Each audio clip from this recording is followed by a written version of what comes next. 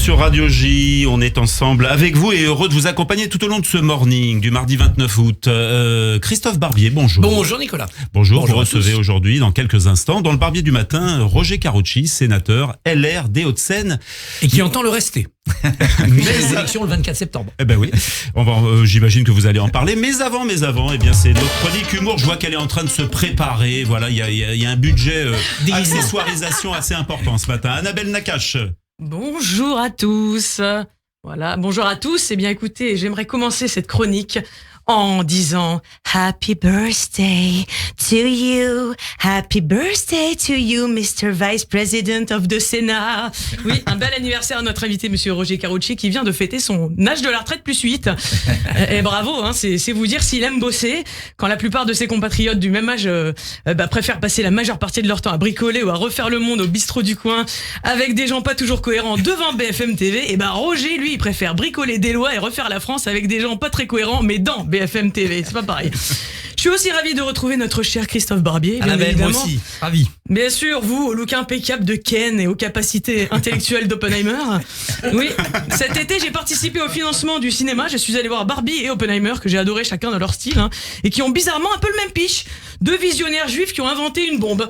Tiens, en parlant de bombe, merci aussi à Nicolas Rafal de m'accueillir ce matin. D'ailleurs, Roger, il paraît que vous préconisez de baisser le financement public du cinéma français, mais si vous pouviez m'aider à augmenter le financement privé de mon One Woman Show, je vous en serais très reconnaissante. Ah, ça y est. C'est la dernière semaine avant la rentrée officielle, et la fameuse question que tous les collègues vont se poser devant la machine à café. Alors, qu'est-ce que t'as fait cet été, et à laquelle tu mens en faisant croire que tes vacances étaient merveilleuses, alors que, pour de vrai...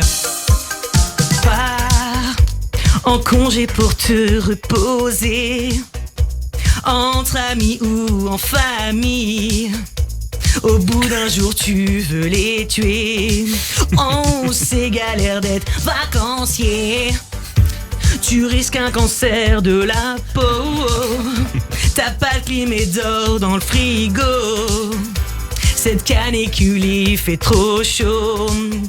On fait 42 degrés vacancier. Sous le réchauffement climatique. Des milliers de piqûres de moustiques. Hic, tu t'es endetté, oui ça pique. Hic, ça te coûte un bras d'être vacancier. Yeah. Tes bagages perdus, c'est tragique. Ta belle famille catastrophique. On vous a même cambriolé. Tu veux plus jamais être vacancier. Oui, moi en ce qui concerne les vacances, je suis super heureuse pour deux raisons. Première raison, je suis revenue vivante de mon voyage. J'ai tenté un truc hyper risqué, j'avais envie de sensations fortes cet été, j'ai loué une voiture en Israël. J'ai manqué de me faire entrer dedans à peu près 836 fois. Quiconque a déjà été en Israël sait très bien que ce sont les champions du monde de la queue de poisson. Et là-bas, les clignotants, ils savent pas à quoi ça sert. Ou alors peut-être qu'ils doivent mettre des falafels à griller dessus, je sais pas, un truc comme ça. Deuxième raison, ça y est, je suis officiellement en vacances. Mon fils de 2 ans reprend la crèche aujourd'hui. Yes! Autant vous dire que je vais souffler, parce que passer ces journées avec un enfant de 2 ans, c'est comme surveiller un fugitif suicidaire.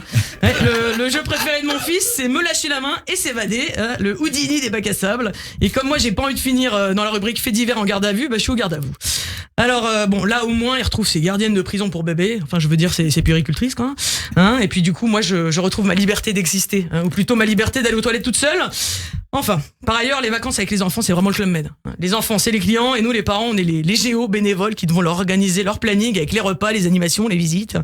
Tiens, justement, parlant de visites, vous savez, Roger, il m'est arrivé de visiter votre lieu de travail. Je suis allé au Sénat avec ma classe de CM1. C'était il y a 10 ans, je dirais.